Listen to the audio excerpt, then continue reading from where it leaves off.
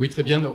On va commencer la soirée. Juste avant la conférence, il y a une très brève introduction de ce que c'est que la Semaine du cerveau et de ce qu'est la Société des neurosciences. Et auparavant, on va laisser la parole à la personne qui nous invite ici, qui est la maire adjointe à la maire de Paris, qui s'occupe de l'enseignement supérieur et de la recherche, Madame Le Mardelet. Merci. Alors juste un mot, rassurez-vous, je ne vais pas vous faire un discours fleuve de 3 heures, mais je voulais vous dire combien je suis heureuse de vous accueillir ici, dans cet auditorium qui est souvent dédié justement à la recherche. Alors, je voulais saluer la secrétaire générale de la Société des neurosciences, chère Laurence Rondireg, les coordinateurs nationaux de la Semaine du cerveau, cher Armel Rancillac, et cher François Tronche qui sont là, et aussi les orateurs, Amélie Baudet, Maëva Orliac, Roberto Toro et Katia Hoyer. Et vous dire à quel point cette Semaine du cerveau tombe bien, parce que demain, j'organise toute une journée consacrée à la recherche, je vous en dirai 2 mots, la recherche en lien avec nos politiques publiques. Alors, cette Semaine du cerveau est organisée, vous le savez tous sans doute puisque vous êtes là, par la Société des neurosciences depuis 27 ans déjà. Une semaine qui s'ouvre avec le débat suivant, la folle histoire de l'évolution du cerveau humain. Et j'ai vraiment adoré la présentation parce que c'était tout sauf ennuyeux ou triste ou sérieux, parce qu'en général, quand on parle du cerveau, on se met à avoir peur qu'il y ait des choses qui n'aillent pas dans les neurones. Et quand j'ai lu la présentation, je me suis dit « Ah, vraiment, ils ont beaucoup d'humour, ça fait plaisir, ça donne envie d'écouter ». Alors, les prochains jours, vous allez pouvoir échanger, débattre entre chercheurs, ingénieurs, techniciens et citoyens au sujet du cerveau et de la recherche qui s'intéresse au cerveau.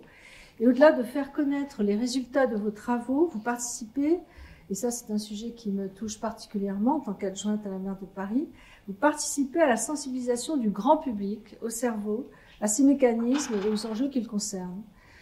Alors, comme je l'ai dit, votre action, votre démarche fait totalement écho à ce que je mets en place depuis 2014, puisque j'en suis déjà à mon 2e mandat, sous l'impulsion de la maire de Paris, Anne Hidalgo, qui s'appelle la stratégie Paris Recherche. Et nous aussi, nous œuvrons pour la diffusion de la recherche produite par l'écosystème scientifique parisien. Mais pas seulement la diffusion de la recherche, puisque nous avons trois objectifs, si vous voulez, pour résumer. Le premier, c'est soutenir l'écosystème scientifique parisien en participant à un financement de projets de recherche, des contrats doctoraux, par exemple. Nous avons, par exemple, ici, vous ne le savez peut-être pas, 30 docteurs CIFRE qui travaillent dans l'administration parisienne. Et ça a été une mini-révolution parce que le regard indépendant et original d'un doctorant qui n'est pas payé pour nous dire ce qu'on veut entendre, mais qui est payé, si j'ose dire, mais qui est là pour faire de la recherche indépendante sous l'égide de son directeur de recherche, a accès à des données, mais aussi apporte un changement de regard de l'administration parisienne. Changement de regard sur l'objet, mais aussi sur la démarche même scientifique. Nous avons aussi des bourses de recherche, mais je ne vais pas vous faire une liste de tout ça, mais il y a un certain financement de la recherche. Le deuxième objectif, c'est d'aller au-delà de ce soutien, ce nom est trébuchant, si vous voulez, d'aller vers la mise en relation de la recherche avec l'action publique municipale.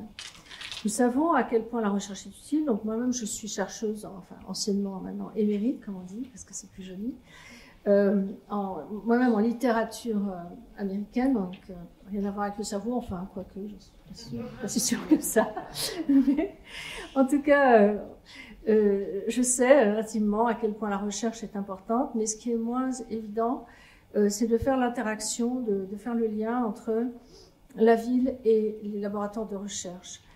Donc nous faisons bénéficier les chercheurs de nos données, de notre expertise. Il y a beaucoup d'experts dans l'administration parisienne, qui est une administration extrêmement compétente, c'est très impressionnant. Et nous nourrissons des apports de la recherche pour construire nos politiques publiques, des politiques publiques efficaces que nous évaluons aussi de manière indépendante. Et il y a des choses très concrètes, par exemple, comment rafraîchir les rues en cas de canicule avec des revêtements urbains, ou des choses plus sociales, par exemple la précarité énergétique chez les jeunes pour mieux leur venir en aide, des enquêtes de sociologie, des recherches en sociologie par exemple. Et pour finir, dans cette démarche Paris-Recherche, il y a la volonté de la part de la maire de Paris et la mienne, bien sûr, de sensibiliser, comme vous le faites d'ailleurs, le grand public à la science qui les entoure, encourager les jeunes à s'engager dans des métiers de la recherche qui sont très divers, très intéressants, à des niveaux différents, et pour montrer qu'ils peuvent avoir confiance à la fois dans la parole scientifique et dans la parole politique. Et nous savons depuis le Covid, mais c'est pas là que ça a commencé, qu'il y a une certaine défiance générale et que nous avons un problème commun, j'allais dire, de redonner à la science sa vraie place et à la parole politique aussi, et à l'action politique aussi. Alors c'est pourquoi je me réjouis tout particulièrement de vous accueillir aujourd'hui pour la Semaine du cerveau, le lancement de la Semaine du cerveau, qui participe activement à l'émulation scientifique et à la diffusion de la science sur le cerveau. Et donc, très bonne conférence et très bonne semaine à toutes et à tous.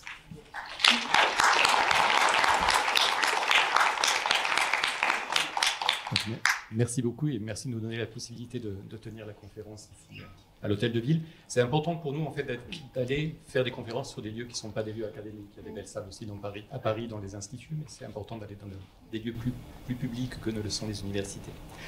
Donc juste très brièvement sur la Semaine du cerveau. Vous passer d'après, oui, c'est celle-ci. Sur la Semaine du cerveau, c'est organisé par la Société des neurosciences et leur dira un mot après sur la société. Donc ça a été placé sous le haut patronage de Philippe Baptiste, ministre de la Recherche et de l'Enseignement supérieur. Si ce n'était pas marqué sur les affiches, c'est parce qu'on l'a appris après l'impression. Mais donc la Semaine du cerveau, ça commence officiellement la semaine prochaine. Donc là, c'est la conférence inaugurale une semaine avant. Et il y a à peu près 500 conférences qui vont se tenir, enfin conférences, débats, des ciné-débats, des cafés-débats, des pièces de théâtre avec des débats après, de la musique avec des débats après, et à chaque fois il y a la présence d'un chercheur. Donc ce qui est important pour nous, c'est que ce soit gratuit. Donc en fait on essaie d'avoir des subventions qui permettent de payer les pièces de théâtre pour que les entrées soient entièrement gratuites, ou les films dans les salles de cinéma également. Et voilà, c'est organisé un petit peu partout en France, dans les villes, dans les villages, dans les gros bourgs. Il y a des conférences un petit peu partout. Donc c'est l'occasion d'un dialogue entre chercheurs et non-chercheurs. Vous croiserez les dernières découvertes en neurosciences, vous discuterez des frontières de la science et de la démarche scientifique, des enjeux de la connaissance du cerveau et de ce que cela implique pour notre société. Donc l'ensemble du programme, de ces quelques centaines de conférences, dont celles qui sont à Paris, il y en a une centaine, l'ensemble du programme, vous pouvez y accéder sur ce site-là qui s'appelle semaine du cerveau en un seul mot.fr. Merci beaucoup. Mais alors, effectivement, tous ces événements sont gratuits et que vous pouvez tous en profiter. Il faut savoir que la Semaine du cerveau a quand même tout de même un coût. Et ce ne serait pas possible donc, de vous offrir toute cette programmation riche et diversifiée sans nos partenaires nationaux, que l'on voudrait donc remercier. Tout particulièrement le ministère de l'Enseignement supérieur et de la Recherche, mais aussi l'INSERM, le CNRS, l'INRAE, la CASDEN, la Fondation pour la recherche sur Alzheimer, France Alzheimer, Fondation Vaincre Alzheimer, Fondation Alzheimer, France Sclérose en plaques et enfin Universcience.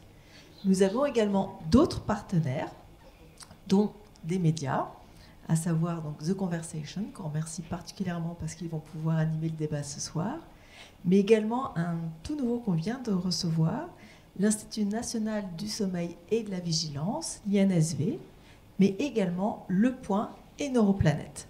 Donc vraiment, merci à tous. Et bien sûr, The Brain Awareness Week, qui est vraiment l'événement qui chapeaute cet événement au niveau mondial.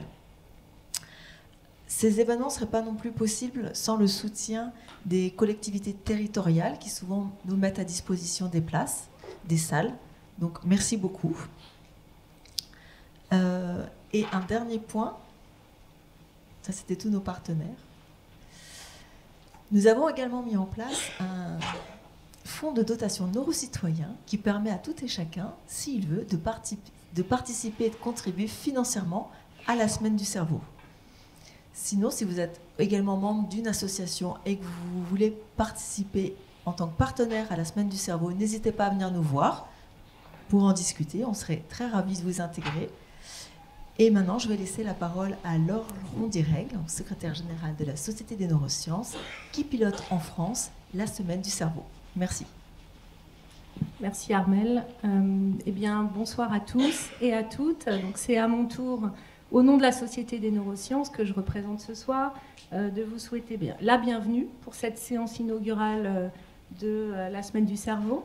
Donc, c'est un plaisir pour la Société des neurosciences de vous accueillir ici ce soir. Donc, la Société des neurosciences, c'est en fait une société qui réunit à la fois des chercheurs, des experts engagés pour comprendre les mécanismes fondamentaux du cerveau, mais également pour les applications à des pathologies. Ce sont des milliers de chercheurs qui travaillent dans toute la France et qui sont donc affiliés à cette Société des neurosciences.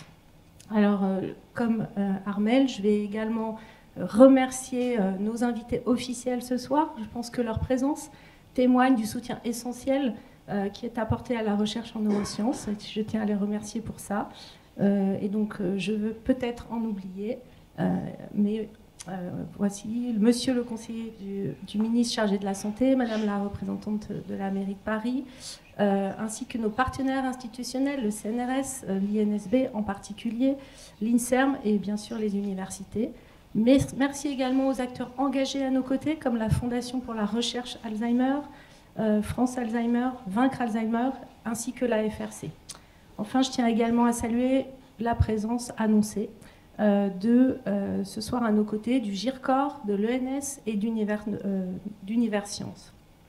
Enfin, et surtout, un grand merci au public présent aujourd'hui. Vous êtes nombreux dans la salle et voilà, pour ça, on est content de vous organiser cette soirée. J'imagine que vous êtes passionnés ou curieux, ou les deux. Un intérêt pour les neurosciences est essentiel à la sensibilisation et au dialogue entre la recherche et la société. Je conclurai en disant merci beaucoup aux orateurs qui nous ont préparé de belles interventions et je vous souhaite à tous et à toutes une belle semaine du cerveau. Bonsoir, bonsoir à toutes et à tous. À nouveau, merci d'être venus si nombreux à cette conférence inaugurale de la Semaine du cerveau. Et donc sans plus tarder, on va passer à la star de cette semaine, le cerveau humain, qui, comme vous le considérez probablement tous et toutes ici, est un peu notre organe phare, c'est le siège de la conscience, c'est le siège de notre intelligence, quel que soit ce que ce concept recouvre. Pour dire à quel point on est fier de notre cerveau, on a même nommé notre espèce Homo sapiens, l'humain sachant. Donc on imagine bien qu'on est assez fier d'avoir un si gros organe qui nous sépare de tous les autres primates. Il est plus gros, comme vont nous l'expliquer nos experts ici, que le cerveau de tous nos cousins, entre guillemets. Et pourtant, malgré des décennies d'études de cet organe qui est censé nous distinguer du reste du vivant, on connaît encore peu de choses par rapport à tout ce qui reste à découvrir. Et notamment, on se pose des questions sur la façon dont il est venu à l'être humain, sur son efficacité. Est-il vraiment si efficace que ça? Parce qu'on pense qu'il est à l'origine de notre succès évolutif, mais finalement, ces dernières années, certains travaux ont pu peut-être remettre en question, certaines découvertes ont pu remettre en question cette vision des choses. On peut aussi se poser la question de sa taille. Est-ce que sa taille est vraiment un avantage? Est-ce que sa taille est à l'origine de notre succès à nouveau? Et enfin, on peut se demander si ces particularités sont vraiment si exceptionnelles que ça. Ça fait beaucoup de questions. On va essayer d'en faire le tour et de faire le point sur l'état des connaissances grâce aux 4 experts qui nous ont fait l'honneur de participer à cette soirée aujourd'hui. Alors, pour tenter de répondre à toutes ces questions, nous avons avec nous ce soir Maëva Orliac.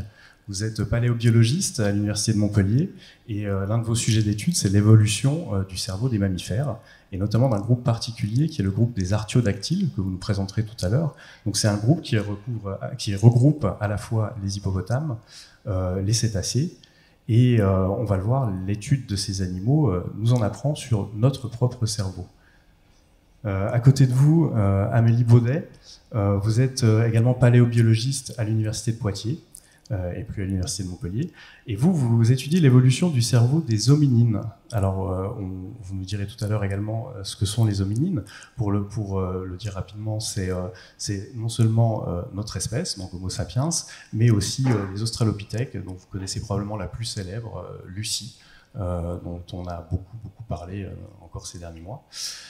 Et ensuite, nous avons Roberto Toro. Roberto Toro, vous êtes neuroscientifique et vous travaillez avec des modèles informatiques pour comprendre comment le cerveau se développe.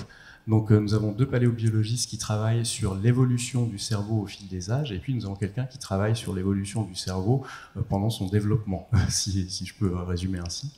Et à côté de vous, Katia Hoyer, vous êtes également neuroscientifique et postdoctorante à l'Institut Pasteur, comme Roberto Toro.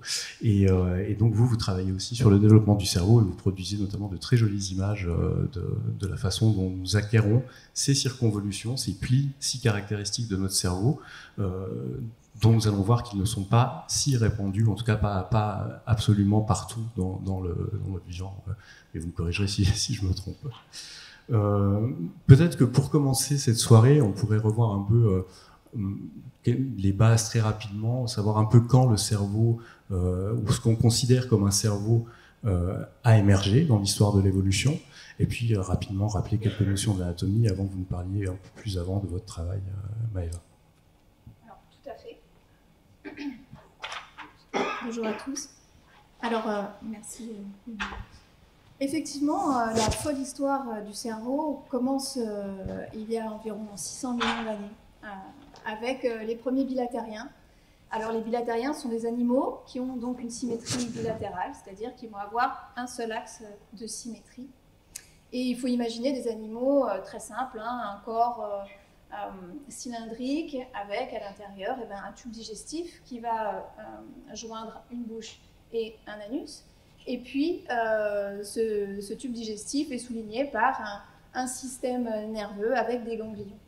Et en fait, cet axe de symétrie, et puis le fait d'avoir une polarité avec une bouche et un anus, va faire que le ganglion qui est au niveau frontal va être plus développé, sans doute en relation avec la recherche que ces animaux avaient de leur environnement, donc le cheminement qu'ils pouvaient faire au fond des océans et les signaux sensoriels qu'ils pouvaient capter au niveau du front.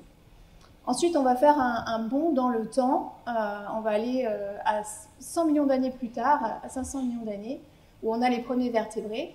Et donc, vous avez ici une représentation vraiment très simplifiée des relations entre ces vertébrés. Vous reconnaissez des groupes actuels que tout le monde connaît. Nous appartenons à ce grand ensemble des vertébrés, qui sont donc les animaux qui ont un squelette interne. Et le cerveau des vertébrés est composé des mêmes éléments. Vous voyez ici, on leur a mis la même couleur. Et on peut reconnaître 5 parties. Alors, ces 5 parties forment l'encéphale, et on va les retrouver au cours du développement chez tous les vertébrés. Alors, on a cette grosse partie rouge, là, antérieurement, le télencéphale, qui est ici développé chez les oiseaux et les mammifères, et dont on va sans doute beaucoup parler aujourd'hui. Alors ce télencéphale, il est responsable des mouvements volontaires. Il va être aussi le siège de l'olfaction, de tout ce qui va être sensitif. Et on va y retrouver dans certains groupes des fonctions cognitives supérieures, comme l'apprentissage, le langage. Ensuite, il y a cette petite partie rose là qui est le diencéphale. Vous en avez sans doute entendu parler indirectement, puisque c'est là où on a le thalamus, l'hypothalamus, l'épiphyse, l'hypophyse, et donc il va être impliqué notamment dans la régulation hormonale et le sommeil. Ensuite, en bleu, on a le mésencéphale, donc cette partie qui est un peu moyenne au cerveau, qui va être surtout impliquée dans des réflexes auditifs et visuels. Ensuite, en vert, le métencéphale, qui va être composé du ponte et du cérébellum, donc le petit cerveau, le cervelet. Et c'est ici qu'on va avoir, par exemple, la régulation, le maintien de la posture. Et ensuite, cette petite partie jaune, le myélencéphale, où on va avoir donc la connexion entre ces parties antérieures du cerveau et la moelle épinière, où on va réguler des fonctions vitales comme le rythme cardiaque, la respiration. Voilà, et on voit donc que toutes ces parties sont retrouvées, vont fonctionner ensemble dans le cerveau des vertébrés. Alors, aussi, j'oublie de dire qu'elles sont emballées dans des membranes de tissu conjonctif qu'on appelle les méninges, qui vont séparer du crâne. D'accord. Et donc, pour comprendre comment toutes ces structures se sont mises en place au fil de l'évolution, au fil de l'histoire de la vie, vous étudiez les cerveaux du passé. Mais alors, c'est pas évident de comprendre comment on peut étudier un cerveau, puisqu'un cerveau, a priori, ne se fossilise pas. Donc, comment est-ce que vous faites pour savoir à quel moment ont émergé les différentes parties, comment le cerveau, en partant d'un organisme si simple, est arrivé à quelque chose d'aussi complexe que les derniers qu'on voit dans l'arbre?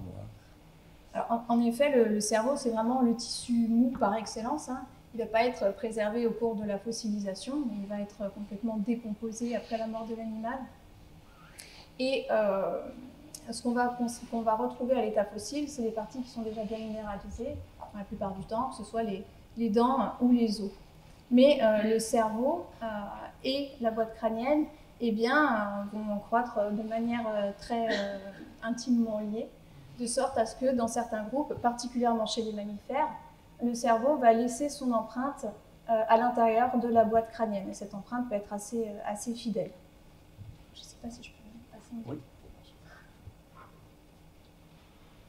Alors vous avez ici des exemples de différents, ce qu'on appelle des moulages endocrâniens.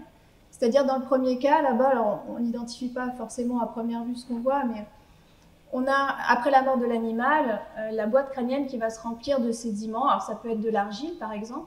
Et après, avec le temps, ce sédiment va se transformer en pierre et va constituer un moulage naturel de la cavité endocrânienne et va pouvoir représenter la surface externe du cerveau, parfois dans des détails assez fins. On voit ici sur ces deux exemples d'ongulés, donc de mammifères à sabots, qu'on peut voir les différentes parties. On peut voir la sortie des nerfs crâniens par exemple. Dans d'autres cas, le fossile peut être vide, c'est-à-dire que la boîte crânienne peut être libre de tout sédiment. Et on va pouvoir réaliser ce qu'on appelle des moulages endocrâniens artificiels. Dans ce cas-là, les paléontologues qui voulaient étudier le cerveau sont allés scier le crâne en deux et faire un tirage en plâtre. Alors effectivement, là, dans les deux premiers cas que je vous montre, il y a un petit problème, c'est que c'est une approche qui est destructive pour le fossile, puisqu'on va venir abîmer le fossile pour pouvoir accéder au moulage de la cavité endocrânienne, au moulage endocrânien. Et donc, cette science qui est la paléoneurologie, donc l'étude des cerveaux du passé, s'est un peu essoufflée à la fin des années 1970 parce qu'elle impliquait d'abîmer les si précieux fossiles. Alors, heureusement, depuis une quinzaine d'années, l'avènement des techniques d'imagerie modernes nous permet maintenant d'accéder à l'intérieur des fossiles, aux structures internes des fossiles de manière non destructive, grâce à des techniques scanners qui en fait dérivent un peu du monde médical, hein. Un peu comme quand on va à l'hôpital, on peut voir les éléments de notre squelette. Et là, on va pouvoir aller regarder à l'intérieur des fossiles, qui sont donc de la pierre, hein, les structures internes. Et quand vous dites que ces si précieux fossiles, c'est l'expression que vous avez employée, c'est parce qu'on en a très peu de ces fossiles ou... Oui, la fossilisation, c'est un phénomène qui est extrêmement rare. Il y a une très très petite partie des organismes qui ont vécu par le passé qui vont être préservés à l'état de fossile. Qui plus est de crâne entier, parce qu'effectivement, pour pouvoir étudier le cerveau, il faut avoir un crâne relativement complet et bien préservé. Je vais voir la diapo d'après. Alors, voilà un exemple du type de scanner qu'on utilise en paléontologie. Alors, ça s'appelle un microtomographe à rayon X, mais on parle plutôt de CT scan. Alors, la tomographie, c'est le fait de reconstituer un objet à partir de l'étude de coupe. Et là, vous pouvez voir qu'on va donc placer notre petit fossile entre la source de rayon X et le détecteur, et le fossile va tourner. Et en fait, au moment de sa rotation, le scanner va prendre des radios selon 360 degrés. Et ces radios vont en fait, après, être exploitées par ordinateur et transformées en coupes virtuelles, qui sont des coupes en niveau de gris. Et en fait, chaque niveau de gris représente une densité du matériau. Et vous voyez, sur ces coupes-là, on peut bien faire la différence entre l'os, qui est dense, qui va apparaître plutôt clair, et le centre de la coupe, qui là va être de l'argile. Donc on va pouvoir se balader comme ça, virtuellement, selon 3 plans orthogonaux dans le spécimen, et puis venir sur cette surface rouge. Là ici, en fait, c'est beaucoup du coloriage, hein.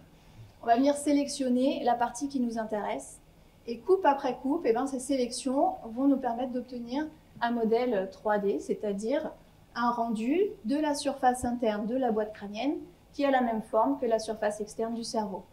Alors ça, c'est dans les cas où effectivement les méninges sont très fines et que la boîte crânienne enregistre vraiment la forme du cerveau. Bien sûr, c'est une technique assez limite. Il y a des groupes où on n'a pas accès directement au cerveau. Je pense aux cétacés notamment, puisque le cerveau est protégé par des enveloppes externes qui sont très épaisses. C'est le cas aussi chez les éléphants. Alors, voici un petit aperçu du panel de diversité qu'on peut avoir chez les mammifères au niveau de leur cerveau. Alors là, il ne s'agit pas de moulage endocrânien, hein, il s'agit de cerveaux qui sont illustrés ici. Et vous pouvez voir qu'il varie vraiment en termes de forme et de complexité. Si on en revient au petit schéma que j'ai proposé en première diapositive, là, ce qu'on voit surtout, c'est le télencéphale, donc la partie rouge, et puis le cervelet, la partie verte. Et il y a une partie qu'on voit particulièrement au niveau de ce télencéphale, c'est le néocortex, que j'ai fait figurer là-bas en violet. Parce que le néocortex, ça va être vraiment une spécificité des mammifères. Et ce néocortex, c'est une partie du télencéphale qui est située donc sur le dessus, qui va présenter une structure particulière en 6 couches de cellules. C'est là que le traitement cognitif complexe va se passer. Quand vous parlez de traitement cognitif complexe, c'est quel type d'informations qui sont recueillies, et puis comment les animaux réagissent selon Alors, ça peut être une information de type sensoriel, ça peut être de la mémoire spatiale, ça peut être... chez les primates, c'est un champ qui est particulièrement vaste. Mais là, en l'occurrence, chez les mammifères, on estime que ce néocortex, il apparaît d'abord en lien avec une augmentation de l'olfaction et également en lien avec la présence de pelage, parce que les mammifères, c'est des animaux qui ont des poils, et donc une sensibilité accrue au niveau de leur peau. D'accord, parce que les poils leur permettent de percevoir leur environnement différemment d'animaux sans poils. Enfin, ça aurait influé sur le développement du cerveau à ce moment-là en tout cas, l'apparition du néocortex est contemporain de l'apparition des premiers mammifères. Il apparaît même, vous voyez, c'est ce que je vous ai illustré là dans les travaux de Rowe et collaborateurs. On a un petit mammaliaforme. Alors, c'est pas encore un mammifère vrai, mais c'est leur plus proche parent. Et vous voyez que le moulage endocrânien montre la présence d'un néocortex, qui est cette toute petite capsule là qui est sur le dessus, et puis de bulbes olfactifs très gros. Alors les bulbes olfactifs, c'est ces 2 espèces de grosses boules qui sont à l'avant du cerveau.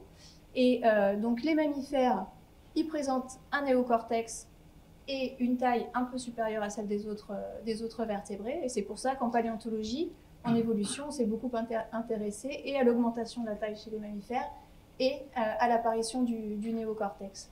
Et apparemment, le premier pulse d'augmentation du cerveau chez ce groupe serait lié à un développement de l'olfaction. D'accord. Et vous étudiez particulièrement donc, les artiodactyles, on l'a dit tout à l'heure. Vous parliez des cétacés, il y a des spécificités à leur cerveau. Enfin, je veux dire, qu'est-ce qui s'est passé dans ce groupe de particuliers Alors, si je peux avoir un petit peu de près. Merci. Alors, justement, ici, je vous ai présenté ce qu'on pouvait, le niveau de résolution qu'on pouvait atteindre dans un groupe de mammifères, avec là l'étude des moulages endocrâniens à l'échelle des artiodactyles. Donc, les artiodactyles, comme vous le disiez tout à l'heure, c'est un groupe d'ongulés à nombre pair de doigts, et qui comprend actuellement les tylopodes, donc les chameaux, les lamas, les cochons, les ruminants, les hippopotames et puis les cétacés, de manière assez contre-intuitive. On a du mal à s'imaginer que les cétacés sont proches parents des chèvres, par exemple, mais c'est le cas. Et donc, on peut remonter dans le temps et suivre à rebours l'histoire du cerveau chez ce groupe grâce à l'étude des endocrines. Et on voit qu'on peut remonter jusqu'à son origine et le néocortex est beaucoup plus simple qu'à l'heure actuelle, puisqu'à l'heure actuelle, les artiodactyles comptent les animaux qui ont le néocortex le plus complexe avec les cétacés. Et pourtant, ils dérivent d'un animal, d'un ensemble d'animaux très simple où il y a seulement 2 petits sillons sur le néocortex. Et ce qui est intéressant, c'est qu'on va pouvoir suivre donc l'histoire de la mise en place de ces sillons. Et on se rend compte que, par exemple, entre un lama et un cochon, je ne sais pas si vous les voyez en haut là, à première vue, ils sont assez similaires. Mais en fait, le cerveau a acquis une structure complexe de manière convergente, c'est-à-dire en parallèle, puisque ces deux grands groupes d'artiodactyles dérivent d'un patron qui est très simple. Donc ça permet comme ça de mieux comprendre la mise en place des sillons du néocortex, par exemple. On peut aussi suivre le volume des bulbes olfactifs. D'accord. Et on verra tout à l'heure en quoi justement l'augmentation de taille du cerveau peut être liée à des différences cognitives d'une espèce à l'autre. On va l'aborder plus tard. Mais peut-être que maintenant on peut se tourner vers vous, Amélie Baudet, pour venir à un autre groupe de mammifères qui est le groupe des primates. Vous, c'est celui auquel vous vous intéressez le plus en utilisant des approches similaires, c'est ça, en reconstruisant des endocrines, en essayant. Et donc chez les primates, alors peut-être qu'on pourrait d'abord revenir sur ce qu'on disait tout à l'heure, qui sont les primates, qu'est-ce qu'on entend par primates, et ensuite, plus spécifiquement, qu'est-ce que vous voyez en étudiant des anciens cerveaux, alors depuis Lucie jusqu'à nous, et peut-être même chez nos proches cousins. Alors, je ne vais pas pouvoir retracer toute l'évolution des primates, mais en particulier des hominines. Donc, on en a rapidement parlé tout à l'heure.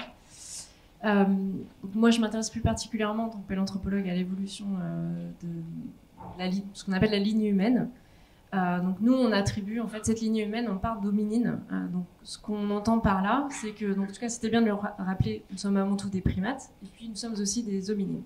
Donc, il faut imaginer donc, dans ce grand groupe de primates une branche qui correspond à notre lignée, donc les hominines, qui est en fait une branche parmi d'autres. Mais cette branche, elle s'est séparée d'une autre branche qui est celle des chimpanzés, puisque les chimpanzés actuels sont nos plus proches parents vivants.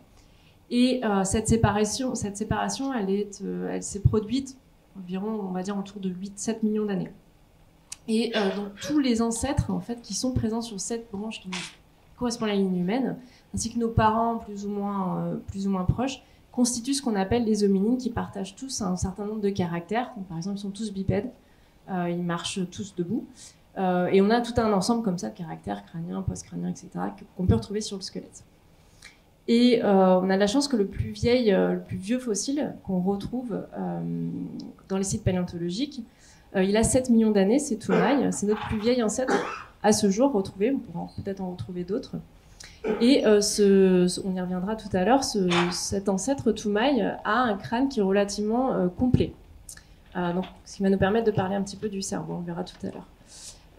À partir de Toumaï, 7 millions d'années, en fait, il faut imaginer qu'avant 5 millions d'années, le registre fossile il est assez fragmentaire, assez partiel. Donc on a quelques espèces, mais on les connaît très peu parce qu'il y a très peu de restes. Et puis après 5 millions d'années, autour de 44 millions d'années, on va avoir une espèce d'explosion de la diversité chez les hominines, avec l'apparition du genre Australopithecus, c'est celui auquel appartient Lucie, donc on l'a mentionné tout à l'heure. Et au sein d'Australopithecus, on va avoir plein d'espèces différentes qui, elles, vont vivre en Afrique de l'Est, Afrique du Sud, même Afrique centrale. Et donc cette grande diversité aussi, on va retrouver beaucoup plus de restes. On va avoir une meilleure idée de ce qui se passe au sein aussi de leur cerveau. Mais pour terminer sur donc, cette évolution humaine, avec Australopithecus, on sait qu'au sein de ce groupe, on va avoir une espèce qui va donner naissance au genre Homo, qui est donc le genre humain, qui est notre genre, nous tous Homo sapiens. Et donc à partir de là, on va avoir le genre Homo qui apparaît, qui va connaître un très fort succès évolutif, qui lui aussi va se diversifier et va occuper l'ensemble des continents. Et malheureusement ou heureusement, je ne sais pas trop comment on peut le voir, mais on est les seuls, nous Homo sapiens, nous sommes les seuls survivants de cette grande diversité humaine passée. Alors je ne sais pas si je peux enchaîner tout de suite en parlant d'évolution. On va essayer à partir de ce registre et de cette lignée, qu'est-ce qu'on peut dire de l'évolution du cerveau humain. Donc Alors moi, j'ai pas de support visuel, mais l'intérêt, c'est de faire marcher aussi votre cerveau, parce que c'est le thème, et votre imagination. Donc, on va essayer d'imaginer ensemble. Donc, comme je disais tout à l'heure, le plus vieil ancêtre, Toumaï, a 7 millions d'années. Son crâne est presque complet, mais il est extrêmement fragmenté et déformé. Mais avec les techniques virtuelles dont parlait Maëva tout à l'heure, on a pu extraire un endocrâne virtuel. Et ce qu'on peut voir, c'est qu'à ce stade, on a un cerveau qui est relativement allongé et aplati, qui ressemble un peu au cerveau qu'on peut voir chez celui des chimpanzés actuels. Ce qui est assez logique dans le sens où on se situe très près de cette séparation entre la lignée humaine et la lignée qui va mener aux chimpanzés actuels.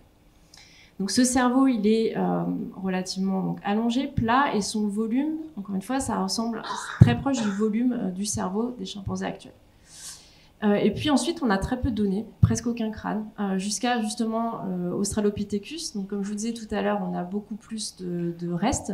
Ce genre-là, il est beaucoup mieux documenté.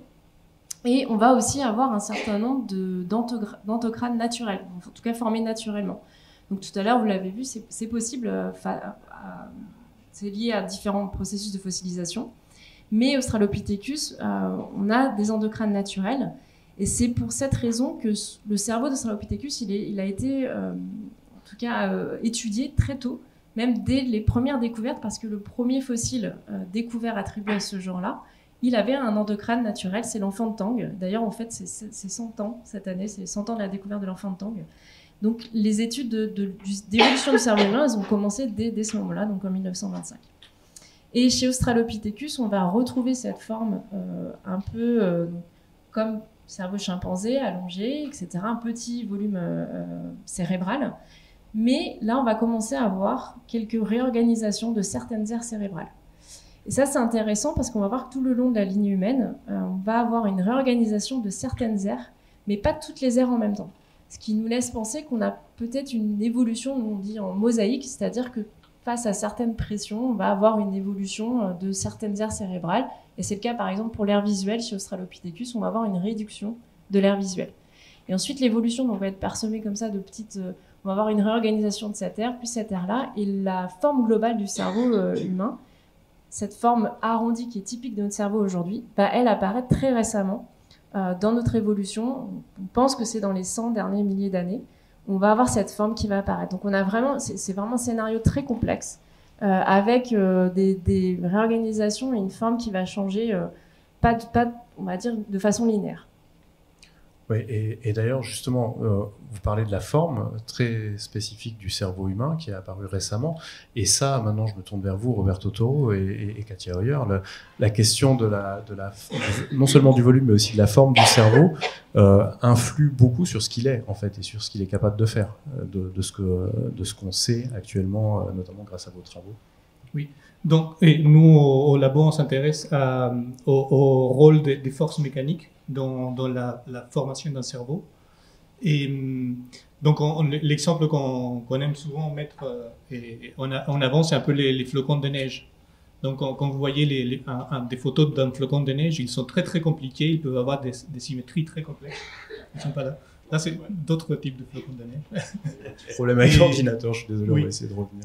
Oui, mais qui n'ont pas de génome. Donc la nature, quelque part, elle est capable de produire des formes même très très compliquées et même sans le génome. Donc du coup, le génome, c'est quelque chose qui se rajoute à une capacité à produire des formes qui est un peu intrinsèque. Et du coup, on se demande dans quelle mesure ça, c'est un peu comme des flocons de neige, régulés par des contraintes physiques, par des questions de pure physique, en fait. Oui, oui. Et c'est assez intéressant parce que dans les images que montrait Maëva, et si après vous venez regarder ici les cerveaux, vous voyez les deux plus grandes structures qu'on voit, c'est ce qu'on appelle des cortex. Et il y a le cortex cérébral et le cortex cérébelleux, qui ont, le gros des neurones d'un système nerveux, c'est contenu dans ces deux structures-là. Alors, c'est assez intéressant parce que quand un cerveau se développe, et les neurones sont produits un peu au cœur d'un tube neural, et par exemple dans la moelle épinière, les neurones vont rester à cet endroit-là et vont faire des connexions qui voyagent vers l'extérieur. Or, dans les cortex, il y a une étape un peu intermédiaire, quoi. Enfin, donc, les neurones sont produits à l'intérieur du cerveau, au cœur, et ensuite ils vont migrer pour former cette écorce. Et ensuite, cette écorce, elle pousse énormément. Donc, c'est peut-être le fait d'avoir poussé vers l'extérieur qui permet à ces deux structures de se développer d'une manière assez incroyable. Donc, chez l'humain, par exemple, vous voyez, si on aplatissait ce cerveau humain, le gros que vous voyez là, ça fait un peu la taille d'une pizza familiale. Et voilà. Et le cervelet, c'est à peu près aussi grand que le cerveau, mais beaucoup plus ratatiné. Alors, du coup, enfin, ça c'est un peu cette croissance des neurones dans un cortex, tant dans le cerveau comme dans le cervelet, qui font apparaître des plis. Alors, du coup, on pourrait se dire que très facilement, il y a plus de neurones, et les neurones ont l'air de faire quelque chose, et on pourrait se dire que du fait d'en avoir plus, ça fait, si j'en ai 1000 fois plus, je peux faire peut-être 1000 fois plus de choses. Et je trouve que c'est assez intéressant, parce que est-ce que c'est juste plus de la même chose, ou est-ce que c'est différent? Et l'exemple qu'on aime bien au labo, c'est un verre d'eau. Vous avez un verre d'eau, et donc c'est de l'eau, ça mouille, etc., mais vous n'allez pas voir des vagues dans un verre d'eau. Non, donc du coup, le fait d'avoir beaucoup plus d'eau et faire un océan, ça introduit des phénomènes qui sont nouveaux. D'accord? Donc, dans quelle mesure est le fait d'avoir tellement plus de neurones dans un cerveau humain ou dans un cerveau de mammifère fait qu'on passe à quelque chose de différent? Donc on a quelque chose qui n'est pas le même qu'avant. Et quelque part, la question c'était, est-ce que la taille de notre cerveau est associée à une augmentation de nos capacités?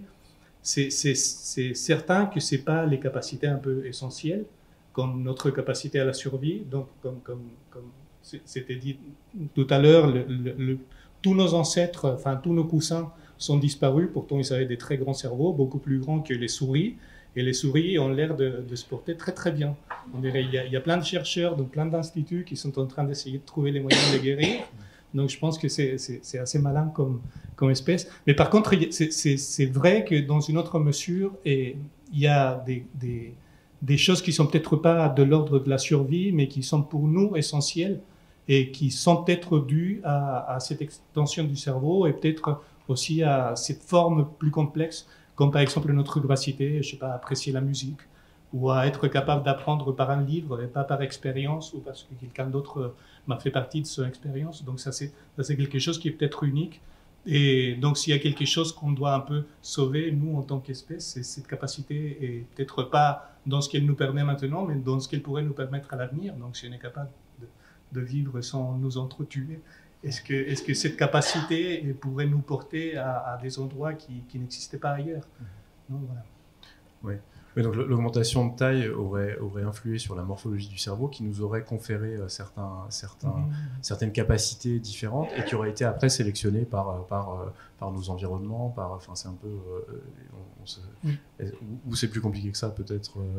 Amélie, je vous vois hocher la tête. Est-ce que je pense que c'est une bonne question, en fait, parce qu'effectivement, c'était très bien dit, en fait, les espèces, plein d'espèces humaines qui ont disparu, qui avaient un très gros cerveau, c'est le cas de Néandertal. Donc Néandertal avait un cerveau beaucoup plus gros que le nôtre, il faut le rappeler peut-être.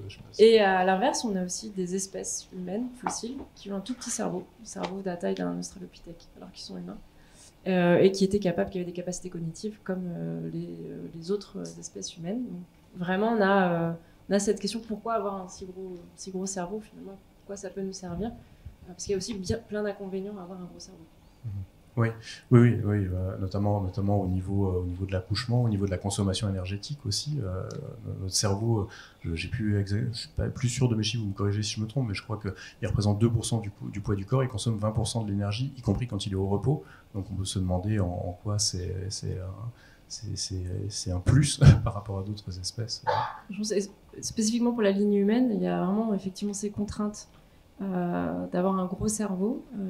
Déjà en termes de ressources, c'est un cerveau qui est très énergivore, donc il va falloir l'alimenter en ressources, c'est-à-dire retrouver les ressources alimentaires. Et pour la ligne humaine, pour l'évolution humaine, Ça, c'est un facteur extrêmement, comment dire, pas forcément une contrainte, mais ça a probablement fait ce que nous sommes devenus aujourd'hui, c'est-à-dire qu'il faut trouver les ressources dans l'environnement. L'environnement, il est changeant, il est instable. Et on peut se poser la question, comment est-ce que ce gros cerveau a pu apparaître à un moment donné? Parce que ça veut dire qu'il fallait trouver les ressources adéquates, donc des ressources très nutritives. Donc on pense souvent, classiquement, on dit, ah oui, c'est à partir de ce moment-là que les humains ont commencé à consommer de la viande, mais en fait, c'est plus compliqué que ça. Certainement plutôt le fait d'avoir accès à de la nourriture, différents types de nourriture, donc grande diversité. On pense que c'est ce qui a fait que le genre homo a connu un succès évolutif, c'est qu'il était très opportuniste, contrairement à d'autres genres qui, eux, se sont éteints, qui étaient hyper spécialisés sur un type de nourriture. Donc on peut penser que ça a eu un impact, effectivement, sur avoir assez d'énergie pour développer ce gros cerveau. Et puis, comme vous le disiez, effectivement, sur ce qu'on appelle, nous, le dilemme obstétrique, c'est avoir un gros cerveau, des bébés avec des gros cerveaux. Et bien, il faut pouvoir, derrière, assurer la survie de la mère et de l'enfant pendant l'accouchement. Et on sait qu'un bipède, comme nous, va avoir une morphologie de bassin très particulière parce qu'il faut maintenir tous les organes pendant la marche. Et ça va être une contrainte pour l'accouchement. Donc une des stratégies, ça va être d'avoir une croissance du cerveau qui va s'opérer essentiellement après la naissance et pas avant, pas in utero. Donc le bébé humain, à la naissance, a un cerveau qui est de la taille en fait d'entre 20 et 30% de celui de l'adulte, alors que le chimpanzé, on est plus proche de 40-50%. Donc ça, c'est une stratégie pour pouvoir justement allier ces contraintes, la bipédie et aussi avoir un gros cerveau. Ce qui fait que, en revanche, il y a aussi quelque chose qui contrebalance cette stratégie, c'est le fait qu'après, le cerveau doit maturer plus longtemps. Enfin, on a des temps de développement chez l'humain qui sont beaucoup plus longs. Et ça représente un grand... En tout cas, pour l'évolution humaine, c'est un avantage. Parce que ce cerveau qui va mettre plus de temps à grandir et à avoir une maturation plus longue qu'un chimpanzé, par exemple, ça va permettre d'avoir une plasticité cérébrale pendant une plus longue période de temps et ça va favoriser l'apprentissage. Et on peut penser notamment à l'apprentissage de certains comportements comme la fabrication d'outils, le langage qui sont typiques, on va dire typiques de l'être humain. Donc probablement qu'il y a eu cet avantage-là, mais qui est finalement une conséquence. On peut penser que ça a eu, il y a un enchaînement, on a trouvé un avantage, en tout cas il y a eu un avantage sélectif à ce moment-là d'avoir un plus gros cerveau qui se développe plus longtemps après la naissance. Peut-être par rapport à la taille du cerveau, je peux rajouter un peu les études qu'on a fait à travers des espèces des primates. Il y a plus que 300 primates aujourd'hui et on a étudié le cerveau de 70 espèces entre eux. C'est ceux-là et vous voyez déjà la grande diversité des corps. Et ce qu'on a découvert, la diversité des cerveaux, c'était juste magnifique. Vous pouvez passer au prochain. Et l'ancêtre commun de toutes les espèces des primates, c'était il y a 74 millions d'années. Donc, à travers toutes les espèces qu'on regarde ici, on voit une différence de taille de plus que 1000 fois entre les petits microcèbes et les grands cerveaux des humains. Et on a regardé tous les cerveaux des primates qui vivent un peu partout dans le monde. On a les lémuriens à Madagascar, on a les singes du Nouveau Monde, dont les capucins, les petits marmossets et les tamarins. Et aussi les singes du ancien monde, les macaques, les babouins, et aussi les humains, les chimpanzés, les bonobos. Et ce qui est intéressant par rapport à la taille, on a regardé les modèles de l'évolution, et celui qui explique le mieux la taille des cerveaux, ou les données ici, par exemple, le phénotype de la taille du cerveau, c'est un modèle qui prédit que la variation de ce phénotype de la taille du cerveau est aléatoire. Donc, du coup, il y a des branches dans cet arbre phylogénique des primates où il n'y a que des augmentations du volume, par exemple dans la branche qui donne naissance au cerveau humain. Mais il y a aussi des branches où, dû ancêtre commun, il n'y a que des diminutions de la taille du cerveau, comme par exemple dans les espèces du galago ou des petits lémuriens. Et il y a des branches comme par exemple les capucins ou d'autres macaques, aussi une variation entre des augmentations et des diminutions de la taille du cerveau à travers de l'évolution. Et utilisant ce modèle qui explique le mieux les données de la variation aléatoire, on a trouvé que l'ancêtre de tous les primates, il avait déjà un cerveau plissé et plus grand que plein d'espèces qui sont vivantes aujourd'hui.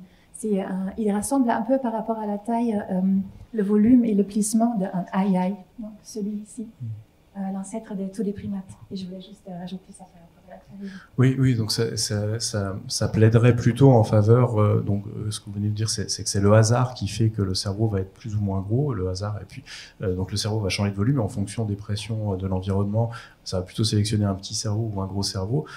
Et l'autre modèle qui était questionné, c'était de savoir si une augmentation de volume était toujours un avantage, en fait. Et donc ça montre que c'est pas forcément le cas, en fait. C'est beaucoup plus compliqué que ça. Donc on peut imaginer que nous, si on est doté d'un gros cerveau aujourd'hui, c'est parce que certaines conditions ont été favorables. Et en parlant de ces conditions, ça me fait penser à quelque chose que vous aviez évoqué pendant qu'on préparait cette soirée, Roberto. C'est le fait que le cerveau, il se développe pas indépendamment du reste de notre corps. On a toujours tendance à en faire une espèce d'organe comme ça, presque un peu à part et déconnecté du reste du corps, mais c'est pas du tout le cas. Déjà, ce qui est assez étonnant, c'est de savoir que c'est pas finalement la boîte crânienne qui contraint le cerveau, mais c'est plutôt le cerveau qui, en se développant, va modifier la boîte crânienne. Et puis il y a aussi la question que vous aviez évoquée, et je vais vous laisser en parler, c'est le fait qu'on ait un corps qui soit assez complexe, avec des mains avec des pouces opposables qui nous permettent de faire pas mal de choses. Tout ça, ça influe aussi sur le cerveau. Oui. Juste avant de répondre, parce que Katia, elle ne sait pas les images que j'ai sélectionnées dans le PowerPoint. mais si vous montrez celle qui vient juste après, c'est parce que je la trouve très très mignonne. Ah, oui. Il en avait plein, donc là c'est un petit singe capucin, donc un singe du Nouveau Monde, qui est en train d'apprendre à un humain comment se servir d'une pierre pour casser une noix. Non, c'est pas juste le fait de savoir utiliser soi-même les pierres pour casser des noix, mais d'avoir même l'envie de l'apprendre aux autres. Oui. Ah, c'est gros singe. Oui, donc je pense que ça revient la question de l'importance du corps. Moi, ça me fait penser toujours à cette idée de est-ce que c'est mieux d'avoir un grand cerveau, etc. Donc, et j'aime bien l'exemple des plantes. Non, on a cette vidéo qu'on partage avec tous nos amis où on voit une plante carnivore. Donc la plante carnivore, quelque part, elle n'a pas de cerveau, au moins que je sache, mais par contre, dès qu'il y a un insecte et de la bonne taille et peut-être nourrissant, etc., il y a un comportement très très compliqué qui se met en place et il est capable de l'attraper et de se nourrir d'un animal qui est beaucoup plus rapide et beaucoup plus compliqué, quelque part mobile, etc., que la plante elle-même. Donc, est-ce qu'il n'y a pas un type de cognition ou c'est pas un esprit comme on le conçoit, mais il y a quand même une sorte d'apprentissage, mais qui se fait pas par l'expérience pendant la vie, mais à travers les générations. Quelque part, la plante, en changeant son corps, a appris à détecter et trouver même des stratégies pour attraper des araignées ou des insectes. Donc là, c'est quelque part un corps, même sans cerveau, qui est capable d'un comportement assez compliqué. Et ensuite, une autre vidéo qu'on connaît bien, c'est le prix Ig Nobel de cette année. Et donc, on voit, il y a une vidéo dans ce papier où on voit un poisson, je pense que c'est une truite, peut-être un saumon, en train de nager contre le courant. Et donc c'est assez étonnant déjà en termes de mécanique de fluide. On va juste rappeler, les Ig Nobel, c'est des prix qui sont décernés à des recherches qui à première vue peuvent faire sourire ou en tout cas qu'on peut trouver un peu étrange ou un peu parfois même stupide, et en fait qui font réfléchir dans un second temps. Donc, ça nous fait réfléchir, non? et donc là on voit cette truite qui nage et en fait elle est morte. Donc c'est juste le fait d'avoir un corps de truite qui est mis dans un flux de liquide comme ça, qui fait que le corps, par ses propres, un peu comme ces ponts, quand on les fait vibrer avec le vent, ça nage et ça nage plus vite que le courant, quoi. Donc c'est capable de remonter le courant juste par la mécanique du corps. Donc si jamais je suis un cerveau d'un poisson, j'ai pas besoin d'apprendre à nager ou à bouger la queue, etc. Et le corps, il sait déjà le faire. Alors, on en parlait des oiseaux. Si vous voyez les oiseaux quand ils apprennent à voler, ils ont des ailes, ils font rien, il y a le vent qui souffle et ils volent. Donc, ils doivent juste apprendre à ne pas mourir, poussés par le vent. Et donc, du coup, nous, est-ce que c'est pas un peu, genre le cerveau, c'est pas la cerise sur le gâteau? Et donc, déjà, le fait d'avoir un corps avec des capacités assez incroyables, notre rétine, notre fauvé, elle nous permet de distinguer des détails qui sont assez fantastiques, même par rapport à tout plein d'autres espèces. nos mains sont aussi assez spéciales. En plus, on a ce volume qui n'est pas, volume cérébral qui n'est peut-être pas essentiel pour notre survie, mais qui nous donne peut-être des capacités un peu spéciales. Et donc, c'est quelque part là, enfin, c'est vraiment, on peut pas concevoir un cerveau en dehors du corps, parce que finalement, tout ce qu'il voit le cerveau, quelque part, c'est à travers le corps, quoi. Donc, voilà. Oui, parce qu'il traite toutes les informations. Enfin, c'est un peu le filtre qui va traiter toutes les informations que le corps lui envoie. Et enfin, on a toujours tendance à penser que c'est lui le chef d'orchestre, mais finalement, il fait partie de l'orchestre. Enfin, il est pas sorti. Oui. Donc ça c'est aussi quelque chose qui est assez étonnant avec cette image, non? Parce que quand on voit les cerveaux, et dans l'image d'après, c'est vrai qu'ils sont très très différents, mais quand on regarde les corps de tous ces singes, où est-ce qu'ils habitent, où est-ce qu'ils mangent, etc., la diversité de leur corps, on a l'impression qu'elle est beaucoup plus grande que la diversité de leur cerveau. Finalement, c'est grosso modo un peu le même motif. Enfin, j'exagère, mais il y a quand même un motif qui est beaucoup plus régulier et conservé dans la forme de notre cerveau que dans la diversité du corps. Et je me demandais, mais je ne sais pas si vous aurez la réponse, Maëva, mais sur des animaux qui ont réussi à s'affranchir des contraintes terrestres, parce que notre cerveau est quand même assez contraint par la gravité, par le fait qu'on soit dans l'air, et je pense aux cétacés qui vivent, qui ont pu atteindre des masses énormes en vivant dans l'eau, en étant portés en étant un peu affranchis de tout ça. Est-ce que ça a eu des conséquences sur leur cerveau? Alors effectivement, la taille du cerveau déjà, mais est-ce qu'on peut tirer des conclusions sur disons, ce qui va surtout modifier profondément le cerveau des cétacés, c'est que, contrairement à nous qui évoluons sur la terre ferme, dans un milieu aérien, ce sont des animaux qui vont évoluer dans un milieu aquatique. Donc nous, notre monde, c'est un monde visuel, surtout chez les primates. Hein, vraiment, on est des animaux visuels. Les cétacés, ce qui est un peu perturbant, c'est qu'ils ont un monde visuel acoustique, en fait. C'est-à-dire que tout ce qui va transiter par notre vue, chez eux, ça va passer par l'audition. Ils utilisent ce système de sonar Alors, effectivement, pour les baleines, c'est un peu différent. Donc, les baleines, les cétacés à fanaux, contrairement aux odontocètes, qui sont, eux, des cétacés à dents. Et chez les cétacés à dents, on va avoir effectivement l'acquisition d'un sonar et d'un système d'émission d'ultrasons et de réception et d'intégration de cette information acoustique, mais qui va être traitée comme une information visuelle, en fait. Et tout va transiter par là, c'est-à-dire aussi bien ce qui va leur permettre de se repérer dans l'espace que les interactions sociales qui vont toutes passer par le son et non plus par la vue. Donc c'est à mon avis, c'est vraiment là la différence la plus marquante, au-delà du fait de s'être affranchi de la pression qui fait qu'on a des corps qui peuvent devenir très très grands grâce à la poussée d'Archimède. Je pense que c'est vraiment le changement d'environnement qui passe d'un milieu visuel à un milieu acoustique et qui a profondément modifié le cerveau des cétacés. D'accord. Et alors, une question que tout ça pose aussi, l'augmentation de taille des cerveaux, en tout cas chez certains animaux. Apparemment, d'autres n'en ont pas forcément besoin. Mais est-ce que ça, on a pu le relier à l'émergence? Alors, je pense à ces questions qui animent beaucoup les communautés scientifiques, notamment, mais pas que ces dernières années, l'émergence d'une conscience de soi. Est-ce que là, vos travaux sur la taille, ont pu être... où est-ce qu'on en est de ces questions? Et est-ce que vous pouvez répondre à ce genre de choses avec vos travaux? En tout cas, tenter d'y répondre. C'est à moi de répondre. Je jette ça comme ça, qui veut s'en emparer. Je pense qu'il faut juste rester sur cette question parce qu'elle est tellement merveilleuse. Non, moi, c'est un peu la question. Moi, je viens du Chili, c'est l'origine de mon accent. Je faisais des études d'ingénieur, donc j'ai des électronique, des ordinateurs, des trucs comme ça. Et c'est un peu cette question-là qui m'a fait venir vers les neurosciences. Et il n'a rien perdu de son mystère et de son merveilleux. Et je comprends aussi peu que au départ. Donc je suis incapable de dire, je vous vois, j'ai l'impression que vous me voyez moi, mais j'ai pas moyen de le savoir pour de vrai. Donc, comment je pourrais savoir? Je suis presque convaincu que c'est le cas. mais du coup, j'ai vraiment pas moyen de savoir si c'est le cas pour un chimpanzé, pour une plante, pour un insecte.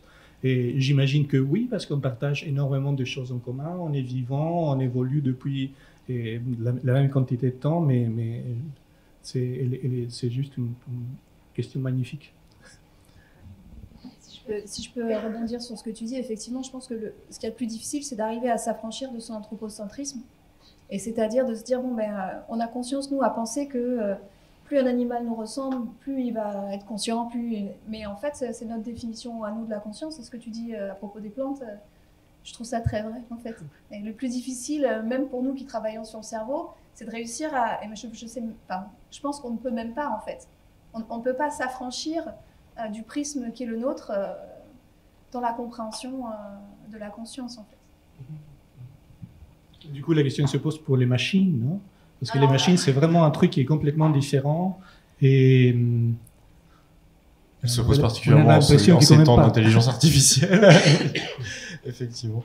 Mais je pensais aussi, on avait évoqué ça brièvement, mais c'est vrai qu'il y a des animaux qui ont des cerveaux très différents, avec des organisations très différentes des cerveaux d'êtres humains, et dont on s'est rendu compte qu'ils avaient des capacités cognitives particulièrement importantes. Je pense aux corvidés, donc tous les animaux de la famille du corbeau, les geais, les pies, tous ces animaux-là ont des niveaux de cognition, et donc on peut se poser la question aussi de la conscience chez ces animaux-là, alors que leur cerveau est très différent du nôtre. Oui, tout à fait. Il n'y a pas un seul chemin pour arriver à des cognitions très compliquées. Chez les mammifères, on fait l'expérience d'une cognition compliquée, mais on voit aussi que chez les corvidés, c'est le cas aussi, avec des manières qui sont assez alternatives. Donc, pas vraiment de cortex, par exemple, qui semble... au moins pour le cerveau, pour le cervelet, oui. Le cervelet, c'est un cortex qui existe chez toutes les espèces, ou un peu partout. Il y a même des structures un peu qui ressemblent à des cervelets chez des pieuvres. Et là encore, les pieuvres, c'est des animaux qui semblent avoir aussi des capacités cognitives assez remarquables. Mais avec c'est difficile d'imaginer qu'est-ce que c'est que l'univers d'une pieuvre avec cette capacité à couler un peu comme un fluide, à manipuler 8 trucs à la fois. Oui, on parlait du corps tout à l'heure. Et un cerveau qui, pour le coup, n'est pas organisé en symétrie droite et gauche, mais avec des lobes. Je crois qu'il y a 7 lobes différents chez les pieuvres, avec un lobe optique, etc. Donc c'est une manière complètement alternative, mais qui semble néanmoins marcher très très bien. Qui doit être assez difficile à étudier avec les fossiles, j'imagine, dans le cas des pieuvres.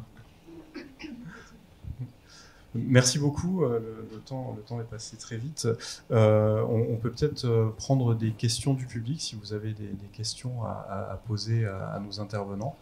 Et puis encore une fois, merci, parce que j'ai, à titre personnel, trouvé ça passionnant. J'espère que vous aussi, vous avez trouvé ça très intéressant. Merci beaucoup.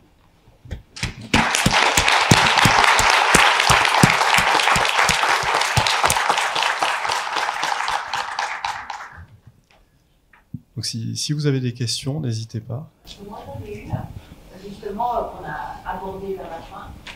J'avais l'intelligence artificielle et le Toro a bien dire que le problème est différent. Cette question de la conscience, face à une pieuvre, il ne sait pas comment.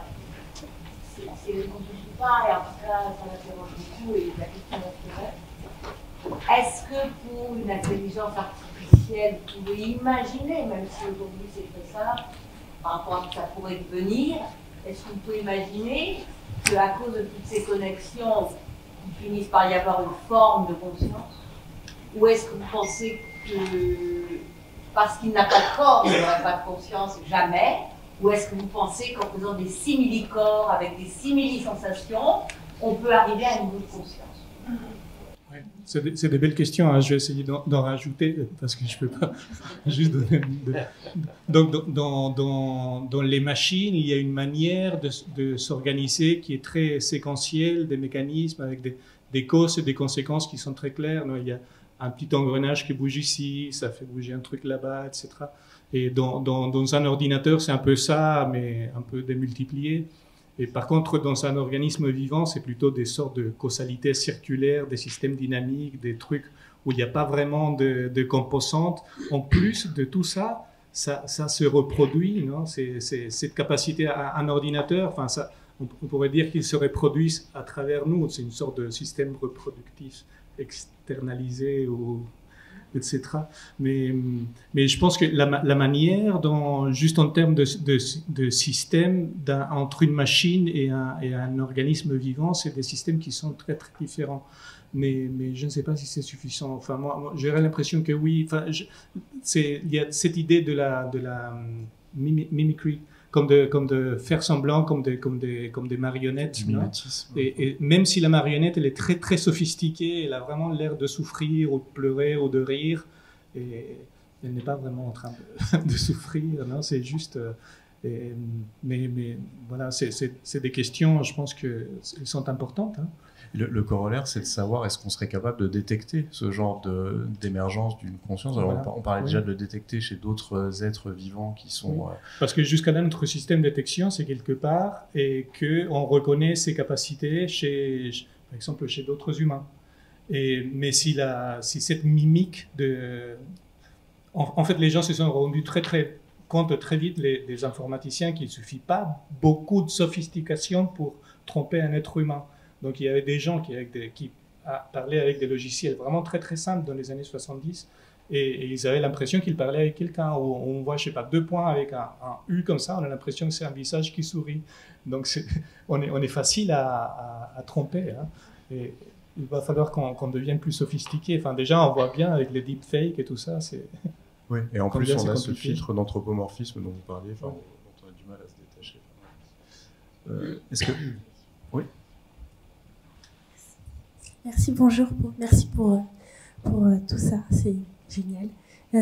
Ma question, ce serait de savoir, est-ce que vous sauriez nous décrire un petit peu à quel point notre environnement modifie notre cerveau? Je pense que on a déjà certaines questions qui se résolvent avec, entre l'inné et l'acquis et l'apport de l'épigénétique et le modèle de la cognition incarnée, mais je me disais que vous auriez peut-être votre avis dessus et aussi vers quoi notre cerveau tend. Je pense que l'intelligence artificielle dit récemment, je me pose la question de comment nos fonctions cognitives vont évoluer et tout l'engouement autour de la mémoire, et je me disais avec tous les disques durs qu'on a de 2 téraoctets, comment on va faire pour rester performant? C'est une bonne question. Je ne sais pas qui veut y répondre. Alors je pense que c'est un peu la question à 1 million d'euros, de savoir comment est-ce que notre cerveau va évoluer. Et justement avec l'IA, en fait, on en parle beaucoup en se disant mais qu'est-ce qu'on va devenir nous humains, qu'est-ce que notre cerveau va devenir si l'IA fait tout à notre place. Et je me dis que peut-être qu'en fait il y a des hominines qui ont pensé la même chose quand on a commencé à fabriquer des outils. Mais finalement ça nous simplifie la vie pour plein de choses, pour manger, pour qu'est-ce qu'on va devenir. Et je pense que moi j'ai une vision très naïve où je me dis mais pourquoi pas, peut-être que c'est un avantage aussi, cette IA qui va faire plein de choses à notre place et on aura plus de temps pour développer d'autres facultés, d'autres capacités cognitives qu'on n'est pas capable pour l'instant d'imaginer. Mais pourquoi pas, on peut peut-être coévoluer avec les machines, Donc, après c'est une vision, là ça va complètement au-delà de ce que moi je peux voir dans ma recherche, mais ça peut être intéressant, parce qu'effectivement ça fait partie d'un autre environnement, donc là on n'est plus dans l'environnement naturel, c'est de l'environnement qu'on construit, et de toute façon on le sait maintenant que notre évolution on l'influence parce qu'on vit c'est dans des villes, dans des environnements qu'on a complètement modifiés. Je pense qu'on n'est pas capable, en tout cas moi je suis incapable de savoir comment notre cerveau il va évoluer dans le futur, mais ce serait intéressant de voir effectivement les machines, vivre avec des machines, vivre avec tout cet environnement nouveau, qu'est-ce qu'on va... Mais je dirais pas confiante, mais on va évoluer d'une certaine façon. Après je ne sais pas comment. Et ça me rappelle un point qu'on avait abordé aussi en discutant, c'est cette question de est-ce qu'on voit des traces de l'évolution dans notre espèce, dans Sapiens, du cerveau par rapport à des choses qui auraient émergé. C'est un peu tôt, j'imagine. Alors je pense à l'écriture, mais là c'est vraiment très tôt. Est-ce que ça on peut le voir? Vous me disiez, si je ne me trompe pas, que le cerveau de nos ancêtres, Sapiens, était plus volumineux que notre cerveau actuel, ou je me trompe?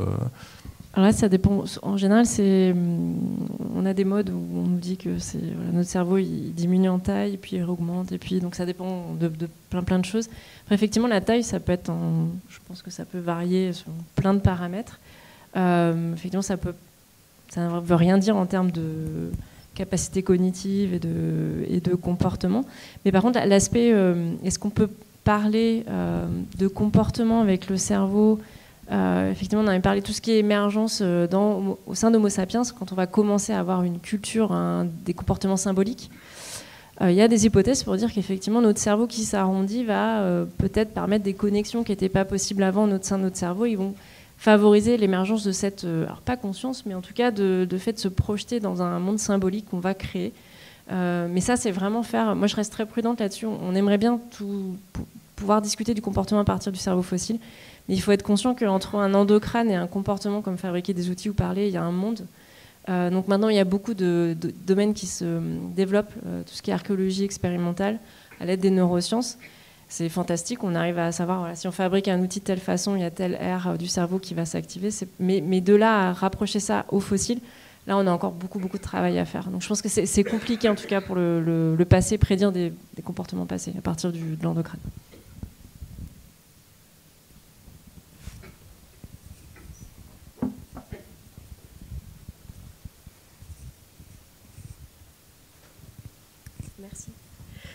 Bonsoir, merci beaucoup pour cette présentation qui était très intéressante. Moi, j'ai deux questions par rapport plutôt au reste humain fossile. Déjà, je voulais savoir si potentiellement la contribution interespèce, qui a été quand même très riche pour les lignées humaines, pouvait avoir eu justement cet impact sur le cerveau, son développement et comment il est actuellement. Et mon autre question, c'était aussi par rapport au fait qu'on a quand même des restes humains qui sont assez fragmentés et très éparpillés sur le temps. Et je voulais savoir dans quelle mesure on pouvait calculer, entre guillemets, ce qui est de l'ordre du cerveau individuel et du cerveau de l'espèce, puisque finalement, la seule image qu'on a d'une espèce, c'est par rapport à un cerveau d'un individu, et justement à quel point, quelle était cette part, est-ce que notre cerveau varie vraiment d'un individu à l'autre, d'une espèce à l'autre? Merci. C'est une très bonne question. Effectivement, on ne l'a pas abordée parce qu'on n'a pas eu vraiment le temps, mais je pense qu'on a tous, même pas problème, mais cette même question, la variation au sein d'une espèce, surtout au niveau du cerveau. Nous, on a tendance, en tout cas c'est vraiment le cas en paléanthropologie, on trouve un spécimen avec des caractéristiques et on a tendance à dire il est différent de l'autre, donc on a deux espèces où il y a des différences fonctionnelles ou comportementales, et simplement parce qu'on ne la connaît pas, la variation passée. Donc là, je pense qu'on commence à corriger un petit peu ça en étudiant beaucoup la variation actuelle. Moi, je sais que dans mes recherches, j'ai une grande partie qui est juste dédiée à l'étude de l'endocrâne humain actuel, parce qu'on ne sait rien. Et maintenant, on est capable, en tout cas grâce aux techniques en neurosciences, moi je travaille beaucoup avec des neuroscientifiques, et on essaye d'appliquer les méthodes sur le cerveau humain aux endocrânes. Par exemple, on crée des cartographies pour voir ce sillon qui nous intéresse du cerveau, comment il varie dans l'endocrâne. Et ça paraît un peu anecdotique, mais sans cette information-là, on n'est pas capable d'interpréter correctement ce qui se passe dans le fossile. Je pense que Maëva, si tu as la même problématique, parce que c'est vraiment donc je suis contente que vous ayez posé cette question, parce que ça paraît très simple quand on en parle comme ça, mais en fait derrière il y a beaucoup d'incertitudes. Mais je pense qu'on est vraiment maintenant dans une autre mouvance où on se dit attention, parce que cette variation elle existe, et c'est juste qu'on n'est pas capable de la voir. Après, sur votre première question, c'était les interactions entre espèces, c'est ça, en termes alors là, il y a les interactions biologiques, parce qu'on sait que par exemple Néandertal, Denisova, il y a plein de populations humaines qui se sont aussi, on parle d'hybridation en tout cas, donc on a par exemple les gènes qui vont se transmettre, et certains sont liés au cerveau. Donc on a parlé beaucoup justement de cette forme très ronde du cerveau humain actuel. J'ai des collègues qui m'ont dit ah oui, mais c'est peut-être lié à un gène, ou en tout cas un allèle, qui fait qu'on ne l'a pas par exemple chez un Néandertal, qui lui a un cerveau encore assez allongé. Par contre, on l'a chez Homo sapiens. Donc tout ça, on peut effectivement discuter un petit peu des communications des contacts entre ces espèces. Puis il y a tout simplement, comme on l'a vu tout à l'heure avec le petit primate, l'imitation et les copier les comportements des autres. Ça, là, ça va un petit peu au-delà de mon champ d'expertise, mais on sait que par exemple, entre Néandertal et Homo sapiens, on se pose souvent cette question pour la fabrication d'outils. Est-ce que c'est ce type-là de fabrication d'outils, est-ce qu'il a été copié de Néandertal ou de Sapiens, ou pas, ou ça a émergé de façon complètement indépendante? Donc je pense qu'effectivement, par rapport au cerveau, toutes ces interactions-là, il faut les prendre en compte. Mais ça rajoute aussi un niveau de complexité, parce que plus on va dans le temps, moins on connaît la taille du groupe, est-ce qu'ils se rencontraient. Mais c'est une très bonne remarque. Je ne sais pas si vous voulez rajouter quelque chose. Je peux rajouter juste une fait que je trouve fascinant, c'est la variabilité du cerveau humain. On a regardé là plus que 40 000 spécimens humains, individus, et on a trouvé que la variation du cerveau, c'est plus que 2 fois. Donc un être humain peut avoir un cerveau 2 fois plus grand qu'un autre un être humain. Et c'est dans la population normale, cette variation énorme. Juste par rapport, pour mettre ça en référence avec un chimpanzé, le volume différence entre chimpanzé et humain, c'est 3 fois. Donc du coup, avoir une variation de plus que 2 dans les humains, c'est magnifique. Et ce qu'on a trouvé là récemment, on a juste regardé dans quelle dimension ça varie le plus, et c'est cette dimension-là.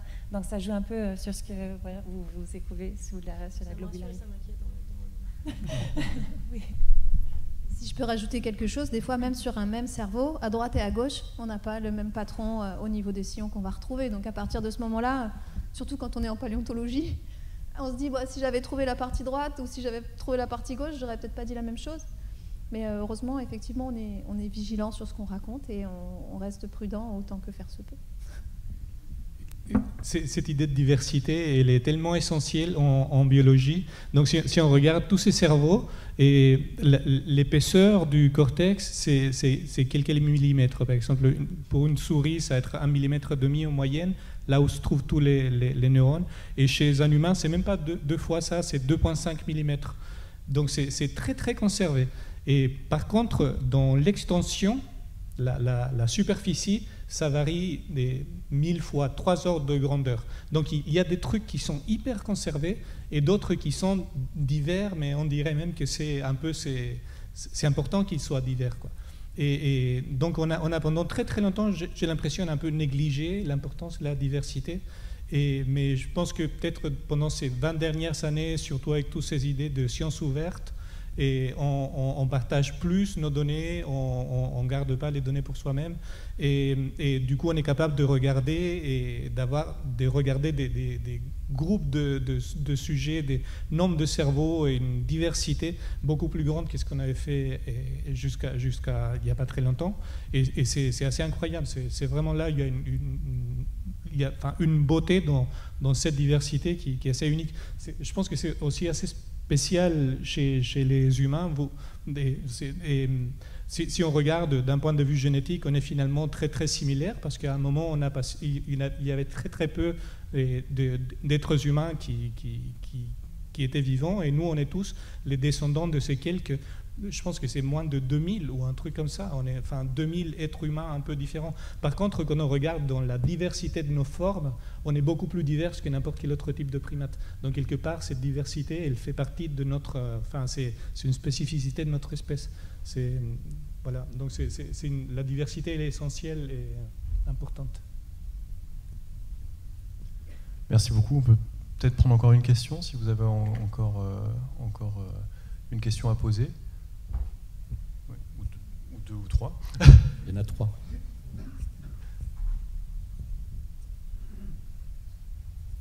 Merci beaucoup. Je suis intriguée sur ce que vous disiez sur la pieuvre. C'est 7 ou 8 petits cerveaux dans tous les sens, là. Est-ce que ça c'est un modèle atypique que vous avez repéré qui est vraiment hors du commun, ou est-ce qu'on a des tas d'autres petites structures comme ça qui sont... Parce que tout ce qu'on a vu avant, c'était des cerveaux qui étaient quand même organisés un peu sur le même de lobes, et puis on voit ce qui se passe. Donc du coup ça m'intrigue vraiment, parce que ça rend curieux, quoi. Il y a des cerveaux qui sont très jolis, qui sont en rond. Donc dans les jellyfish, dans les méduses, le système nerveux il est en rond comme ça. C'est joli.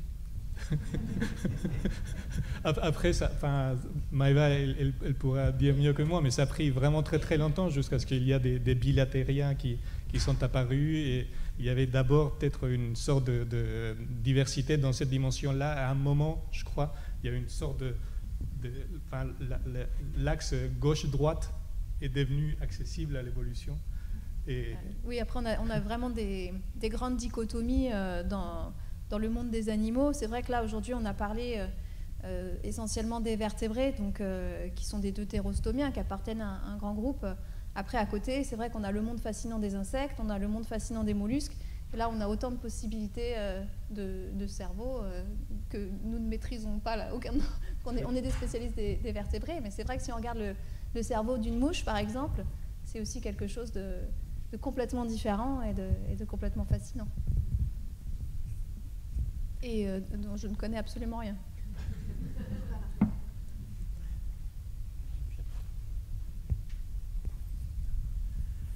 Merci pour une excellente discussion. J'ai une question sur le développement de l'évolution de la pensée symbolique.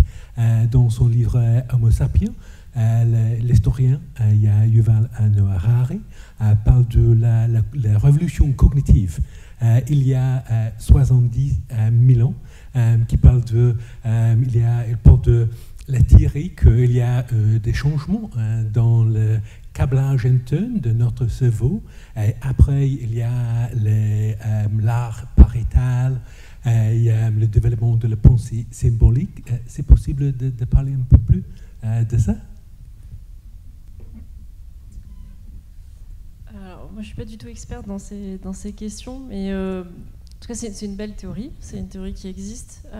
Pour la tester en termes de biologie, neuroanatomie, c'est beaucoup plus compliqué. Je ne sais même pas si pour l'instant... Parce que nous, on n'a vraiment accès qu'à l'aspect externe du cerveau. Donc tout ce qui ne se reflète pas sur l'organisation qu'on peut voir, lire à l'extérieur du cerveau, donc si c'est relié, je ne sais pas, des changements internes au cerveau, on ne sera pas capable de le voir.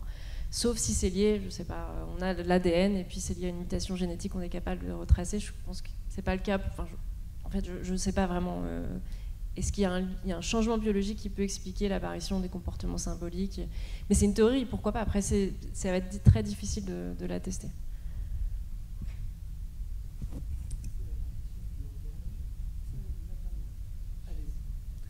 Oui, moi j'avais une question sur le lien entre l'alimentation et le développement du cerveau. Est-ce que par exemple, une alimentation uniquement végétarienne ou plutôt carnée, est-ce que ça avait un impact? Et par exemple, est-ce que certaines prises de plantes ou de champignons pouvaient avoir un impact sur l'évolution des chimpanzés vers ce qu'on est aujourd'hui, nous? Alors je pense que le régime alimentaire, effectivement, les changements dans les comportements alimentaires, on peut les mettre peut-être en parallèle avec d'autres changements biologiques. Pour ce qui concerne l'alimentation, effectivement, trouver on va dire des ressources hautement nutritives. Donc on a longtemps dit, c'était une théorie qui existait depuis très longtemps, de dire voilà, le genre homo se met à manger de la viande, il a un gros cerveau, parce que la viande c'est très nutritif. Et finalement, on s'aperçoit que c'est pas le cas. C'est vraiment plutôt la diversité. Être capable de manger différentes choses à différents moments. Parce qu'on sait par exemple que le poisson ou les fruits de mer ou des ressources comme ça, c'est aussi extrêmement important et ça peut apporter beaucoup d'énergie au cerveau de façon équivalente. Donc c'est certainement pas un changement sur un comportement alimentaire, c'est vraiment plutôt ce comportement de dire je suis capable de trouver, de me nourrir de différentes ressources qui sont présentes dans mon environnement ou pas, et puis je peux mettre en place aussi des techniques pour les collecter, ces différents aliments. C'est peut-être ça qui a fait basculer, même s'il n'y a pas forcément une limite, à un moment donné, on voit un gros cerveau et un changement alimentaire. Je pense que ça s'est fait sur un très long terme. Et c'est vraiment relié, je pense, c'est pas relié à un type spécifique d'alimentation. C'est super intéressant parce que quand on regarde les primates, la littérature de la recherche sur comment ça se passe chez les primates, d'abord il y a un papier qui sort qui dit la taille du cerveau, ça dépend de l'alimentation, c'est la nourriture qui définit combien ça va grandir le cerveau. Après il y a un papier qui sort que non, en fait c'est les liens sociaux qui sont super importants pour l'évolution de la taille du cerveau chez les primates. Et dans notre étude de la dernière, on trouve que c'est aléatoire, ça c'est un truc. Et ce qu'on a regardé maintenant par rapport à la taille du cerveau et le comportement, on voit que les variables qui distinguent un peu plus, c'est en fait social learning, l'apprentissage social. Et la diète, ça, c'est beaucoup plus bas. Par contre, il y a un autre papier que je trouvais très intéressant qui disait que c'est d'abord le corps qui évolue. Donc la nourriture, ça joue un rôle. C'est d'abord le corps qui évolue et le cerveau qui va suivre. J'ai une question. Est-ce qu'on peut localiser la fonction du langage dans le cerveau? Et est-ce qu'on peut avoir la trace, je sais pas, d'une manière ou d'une autre, de l'apparition du langage, car nous sommes des seuls êtres parlants? Et c'est intéressant. Enfin, est-ce qu'on peut le localiser? Alors ça a été une question aussi très souvent posée avec le fossile, donc savoir lequel de nos ancêtres était capable de parler ou pas. On a souvent utilisé le cerveau en disant, oui, il y a l'aire de Broca, par exemple, qui est liée à donc, la production du langage. Et ça tombe bien parce que sur le fossile, sur les endocrânes, on la voit très bien dans la ligne humaine, on voit très bien l'aire de Broca et les sillons, en tout cas les empreintes qui correspondent à cette aire-là. Donc il y a beaucoup de scientifiques qui sont focalisés dessus, mais en fait on s'est aperçu en parallèle que finalement ce qu'on considérait comme étant typiquement humain dans cette région-là du cerveau, elle n'est pas forcément si spécifique que chez d'autres primates. On va retrouver des ressemblances, notamment sur les asymétries, donc ça a un peu plus complexe, je trouve que ça a compliqué encore plus la question. Mais je pense que surtout ce qui était important, c'est de se dire qu'effectivement il doit y avoir des changements dans le cerveau qui ont pu amener au langage, mais c'est, comme on le disait tout à l'heure, c'est aussi un changement d'autres régions du corps. Il faut pouvoir, par exemple, entendre certaines fréquences, il faut pouvoir avoir une morphologie au niveau de tout ce qui est la gorge pour pouvoir, la position du larynx, etc., pour pouvoir aussi articuler. Donc c'était vraiment un ensemble, et probablement que on envisage aussi l'hypothèse que ça a été peut-être complètement hasardeux, notamment pour cette aire de Broca qui se réorganise chez les humains. Certains pensent que en fait, non, c'est d'autres régions du cerveau qui sont réorganisées et mécaniquement, il y a des plis qui sont formés sur l'aire de Broca qui ont peut-être facilité certaines connexions qui ont amené au langage. Mais ça s'est fait complètement de façon fortuite parce qu'il n'y a pas toujours un changement, une fonction. Donc nous, on en parle de cooptation, c'est-à-dire que des fois, on va avoir des changements, certaines régions qui ont impacté d'autres et ça va faciliter ou amener à une autre fonction. Mais certainement qu'il n'y avait pas une pression sélective sur ces régions-là. Mais je pense que de plus en plus, on est très prudent sur ces régions du cerveau qui sont associées au langage qu'on retrouve chez le fossile. Parce qu'en plus, on parlait aussi de la variabilité. La variation, c'est très compliqué. Dans ces régions-là, elle est extrêmement forte. Et nous, on le voit bien, on a vraiment la variation humaine, comme on disait tout à l'heure, elle est énorme. Et en fait, quand on la superpose à ce qu'on a chez le fossile, on se dit, mais tout est possible. On n'est pas capable de dire, là, il y a un changement, il y a telle morphologie, donc ça veut dire qu'ils étaient capables de parler. Je ne sais pas si vous oubliez. Merci beaucoup.